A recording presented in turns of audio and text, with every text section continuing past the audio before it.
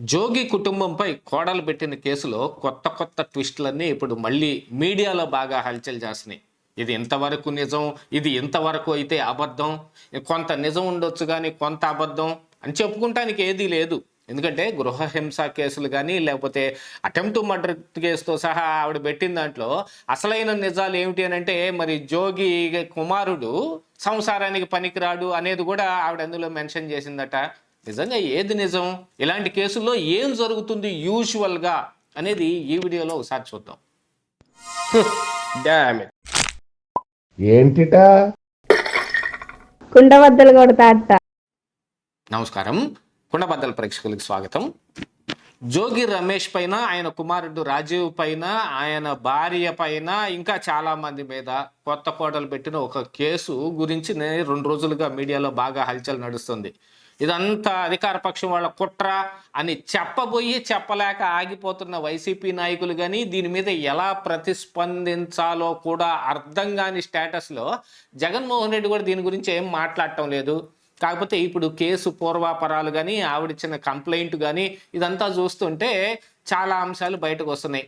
ఆవిడని వరకట్న వేధింపులకు గురి చేశారని, ఏదో ఫార్చ్యూనర్ కారు కావాలని, ఆవిడ పేరు మీద ఉన్న ఆస్తులన్నీ వాళ్ళకి బదలాయించేసేయాలని, లేదు మరి అత్తగారికి లేకపోతే ఆవిడ కూతురికి వజ్రాల హారాలు కావాలని, ఇంకా ఇట్లాంటివి ఏదో వరకట్న వేధింపుల కోసం ఒక రకంగా నన్ను గృహహింసకు గురి చేశారనేది ఒకటైతే, జోగి అతని తమ్ముడు ఇద్దరూ కలిసి మేడ మీద నుంచి నన్ను తోసేయబోటానికి ప్రయత్నం కూడా చేశారు, నా మీద హత్యాయత్నం చేశారు, చున్నీని నా మెడకు బిగించి నా మొహం మీద ఈ దిండు పెట్టి నన్ను ఊపిరి సలపకుండా చేసి చంపేసే ప్రయత్నం చేశారు అనేది కూడా అందులో మెన్షన్ చేసింది.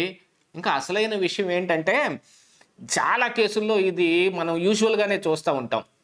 భర్త మీద కేసు పెట్టేటప్పుడు అది ఒక రకంగా నిలబడిద్దనో, లేదు ఇంకా ఫర్దర్గా ఏవైనా ఉంటే పనికొస్తుందనో లాయర్లు కొన్ని సలహాలు ఇస్తారు. ఆ అబ్బాయి సంసారానికి పనికిరాడని, ఫస్ట్ నైట్ జరగలేదని, ఇలాంటివన్నీ పెడితే వీళ్ళ శీలం వీళ్ళకే ఉంటుంది, వాళ్ళ దగ్గర నుంచి మోసం చేసినందుకు భరణం రాబట్టచ్చు. ఇదంతా లాయర్ల ట్రిక్కులు. 498A కేసుల్లో చాలా రకాలుగా కొట్టింది భర్త ఒక్కడే అయినా కూడా అత్త మీద, మావ మీద, ఆడపడుచు మీద, ఇంకా ఇంట్లో ఉన్న వాళ్ళ మీద, అవసరమైతే పనోళ్ళ మీద కేసులు పెట్టినవి కూడా చాలా ఉన్నాయి. ఇవంతా నిజమేనా అంటే అందులో ఉన్న వెసులుబాటుని మొత్తాన్ని గంపగొత్తగా తీసుకెళ్ళి స్టేషన్లో పడేస్తారు, వాళ్ళందరి మీద కేసులు పెడతారు.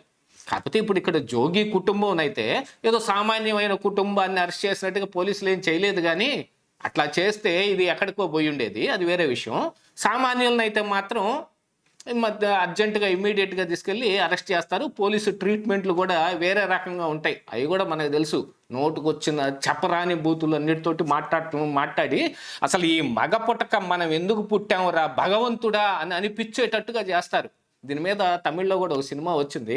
అవసరమైతే నేను కింద మీకు ఆ పేరుని మన డిస్క్రిప్షన్లో మెన్షన్ చేసే ప్రయత్నం కూడా చేస్తాను. చాలా బాగుంటుంది, తెలుగులోకి డబ్బింగ్ కూడా చేశారు. ఇట్లాంటి 498A కేసుల మీద కోర్టులో ఏం జరుగుతుంది, పోలీస్ స్టేషన్లో ఎలా ఉంటుంది అనేది. యూజువల్గా ఇదంతా లాయర్లు ఆడే ఒక ట్రిక్కు. మరి నిజంగానే ఆ రాజీవ్ సంసారానికి పనికిరాడు అని అంటే మరి ఎంతకాలంగా ఎందుకు ఆగాల్సిన అవసరం వచ్చింది అని కూడా అనొచ్చు. కాకపోతే ఏదో సమస్య పోయే విధంగా వాళ్ళు కొంత ప్రయత్నాలు చేస్తూ ఉంటారు కాబట్టి కొంత లేట్ అయ్యే అవకాశం ఉంది. పిల్ల తల్లిదండ్రులు కూడా ఏదో సరి చేసే ప్రయత్నం చేస్తారు. ఇక్కడ కుల పెద్దలు లేకపోతే అటువైపుకి ఇటువైపుకి ఉన్న పెద్దల మనుషులు కూడా మాట్లాడి సరి చేసే ప్రయత్నం కూడా చేస్తారు. కానీ అసలైన నిజం మనం గతంలో కుండబద్దల్లో వీడియోలో ఒకటి మనం బయట పెట్టాం. ఆ విషయం అయ్యే ఎక్కువగా జరిగే ఆస్కారం అయితే నాకు కనపడుతుంది. మీరు కూడా మీకేమనిపిస్తుంది? నిజంగానే మరి జోగి రాజీవ్ సంసారానికి పనికిరాని వాడా, లేదు మనసులోకి ఇంకొక అమ్మాయిని పెట్టుకుని ఈ అమ్మాయిని యాక్సెప్ట్ చేయలేకపోతున్నాడా? మీరేమనుకుంటున్నారో కింద కామెంట్లు చేయండి. గతంలో పెట్టిన దాని మీద కూడా చాలామంది కామెంట్ చేశారు. ఇదే వార్త వాళ్ళు కూడా అంటే ఇతను సంసారానికి పనికిరాడు అన్నట్టుగానే ఉంది. కానీ నిజంగా గుండెల మీద చేసుకొని నిజమేదో కామెంట్ చేయండి. ఇక ఆ విషయం పక్కన పెట్టేస్తే ఈ కేసుల్లో ఏం జరుగుతుంది, ఇలాంటి 498A కేసులు కానీ లేకపోతే ఇలాంటి కేసుల్లో కానీ ఏం జరుగుతుంది అంటే యూజువల్గా జరిగే ప్రాసెస్ ఇదే కనపడుతుంది.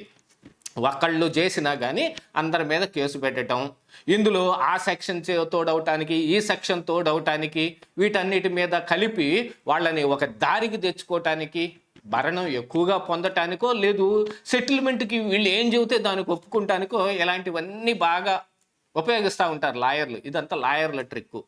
ఇక రాజకీయపరమైన అంశం వచ్చేటప్పటికి జోగి కుటుంబం వాళ్ళు ఇప్పుడు వైసీపీలో ఉన్నదానికంటే కూడా మరి చంద్రబాబు నాయుడు మీద ఎంత ద్వేషం చూపించటానికి జోగి రమేష్ కొన్ని చర్యలకు ఉపక్రమించాడో దాని మీద ఎక్కువగా డిస్కషన్ జరుగుతుంది.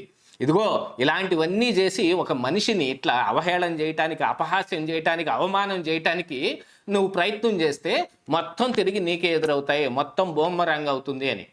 అలాంటిదే గతంలో కూడా మనం ఈ ఇలిసిట్ లిక్కర్ మీద జోగి చేసిన ప్రయత్నాలు కానీ, అద్దేపల్లి జనార్దన్ రావు తోటి ఇతను ఆడిన డ్రామాలు కానీ ఈ విషయం అవి కూడా బయటపడింది.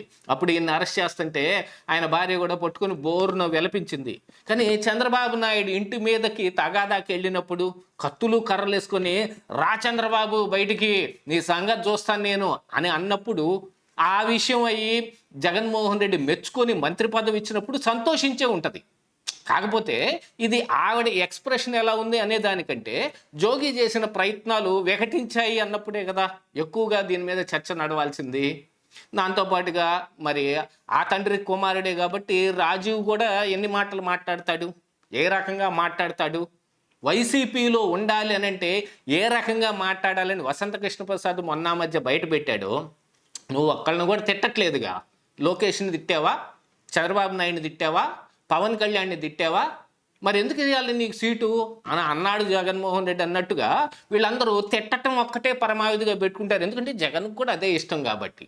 నాయకుడికి ఏది ఇష్టం అయితే ఆ పార్టీలో మన ప్రముఖ స్థానానికి వెళ్ళాలంటే ఆ పనే చేయాలి కదా. దీన్నే అందిపుచ్చుకొని అంబటి రాంబాబు కూడా మరి మాటికి ముందు దైస్వం దూలం అని ఎగురుకుంటా బజార్లు అమ్మటబడి తిరుగుతూ ఉన్నాడు. నిన్న అంబటి రాంబాబుతోటి మరి బోండా ఉమా కూడా ఉండి చేసిన వ్యాఖ్యలు కూడా మనం చూసాం. దాదాపుగా వైసీపీ మాటలే మాట్లాడుతూ ఉన్నాడు బోండా ఉమా కూడా. దాని మీద కూడా మనం కుండబద్దలో ఒక వీడియో చేయటం జరిగింది. చూడని వాళ్ళు ఎవరు ఉంటే కింద డిస్క్రిప్షన్లో ఆ లింక్ కూడా ఇస్తాను, దాన్ని కూడా చూడండి. అంటే వైసీపీ యొక్క మనోగతం ఎలా ఉంటుంది అని చెప్పటానికి అద్దం పట్టేవి ఇవన్నీ. ఇలాంటివన్నీ చేస్తున్నప్పుడు మరి ఏదైనా మన కుటుంబంలో ఒక చిన్న అపశృతి జరిగినప్పుడు దాన్ని అందరూ హైప్ చేసే ప్రయత్నం చేస్తారు కదా. అలాగా హైప్ చేయటానికి ప్రస్తుత ప్రభుత్వంలో ఉన్న పెద్దలు కూడా ఏం పురికొల్పలేదు, అలాంటిది ఏం చేయలేదు. కాకపోతే మీడియా మాత్రం ఎందుకు వదిలిపెడుతుంది? మీడియా గట్టిగా తగులుకుంది. మెయిన్ స్ట్రీమ్ మీడియాతో సహా జోగి రాజీవ్ సంసారానికి పనికిరాడు అని టైటిల్స్ పెడుతున్నారంటే ఆ టైటిల్స్ మనం పెట్టలేక మరి వేరే రకమైన టైటిల్స్ పెడతా ఉన్నాం. కానీ ఇక్కడ అసలు కుటుంబం పరువంతా ఏమైపోతుంది అనంటే జోగి రమేష్ మాత్రం కుటుంబం పరువేమన్నా నిలబెట్టాడా, రాజకీయంగా అతనుకున్న పరువేమన్నా నిలబెట్టుకున్నాడా, అట్లాంటి వాడికి ఎట్నే జరిగింది అని అనటానికి వీలుగా కనపడతా ఉంది. ఇదే ఈరోజు కుంటబద్దలు.